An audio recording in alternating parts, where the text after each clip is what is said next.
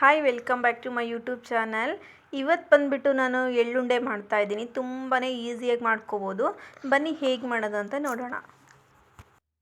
ಹಾಗೆ ಇನ್ನೂ ನನ್ನ ಚಾನಲ್ನ ಯಾರೆಲ್ಲ ಸಬ್ಸ್ಕ್ರೈಬ್ ಮಾಡ್ಕೊಂಡಿಲ್ಲ ಪ್ಲೀಸ್ ಹೋಗ್ಬಿಟ್ಟು ಸಬ್ಸ್ಕ್ರೈಬ್ ಮಾಡ್ಕೊಂಡು ನೋಡಿ. ವಿಡಿಯೋ ಇಷ್ಟ ಆದರೆ ಲೈಕ್ ಮಾಡಿ ಆ್ಯಂಡ್ ಕಮೆಂಟ್ ಮಾಡಿ. ನಿಮ್ಮ ಫ್ರೆಂಡ್ಸ್ ಆ್ಯಂಡ್ ಫ್ಯಾಮಿಲಿಗೆ ಶೇರ್ ಮಾಡಿ.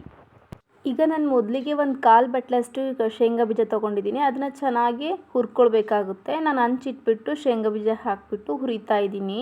ಶೇಂಗಾ ಬೀಜ ಹಾಕಿ ಮಾಡೋದ್ರಿಂದ ಎಳ್ಳುಂಡೆ ತುಂಬಾ ಟೇಸ್ಟಿಯಾಗಿರುತ್ತೆ, ಹಾಗಾಗಿ ಚೆನ್ನಾಗೂ ಬರುತ್ತೆ.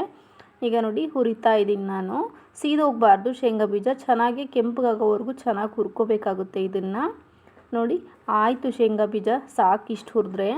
ಈಗ ನಾನು ಅದನ್ನು ಪಕ್ಕದಲ್ಲಿ ಇಟ್ಕೊಂಬಿಟ್ಟು ಈಗ ನಾನು 1 ಬಟ್ಲಷ್ಟು ಎಳ್ಳು ತೊಗೊಂಡಿದ್ದೀನಿ. ನಾನು ಸೀದೋಗದೆ ಇರೋ ಹಾಗೆ ನಾನು ತುಪ್ಪ ಕೈಗೆ ಹಚ್ಕೊಂಬಿಟ್ಟು ಉಂಡೆ ಕಟ್ತಾ ಇದ್ದೀನಿ. ಈಗ ನಾನು ಕೈಗೆ ತುಪ್ಪ ಸವರ್ಕೊಂಬಿಟ್ಟು ಬಿಸಿ ಇದ್ದಾಗೇ ನಾವು ಉಂಡೆ ಕಟ್ಕೊಳ್ಬೇಕಾಗುತ್ತೆ. 2 ಕೈಯಿಂದ ಉಂಡೆ ಕಟ್ಕೊಳ್ಳಿ, ಚೆನ್ನಾಗಿ ರೌಂಡ್ ಶೇಪಲ್ಲಿ ಚೆನ್ನಾಗಿ ಬರುತ್ತೆ.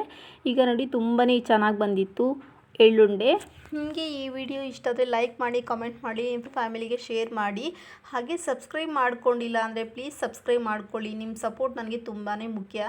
ಹಾಗಾಗಿ ಇನ್ನೊಂದು ವಿಡಿಯೋದಲ್ಲಿ ಮತ್ತೆ ಸಿಗ್ತೀನಿ. ಬಾಯ್.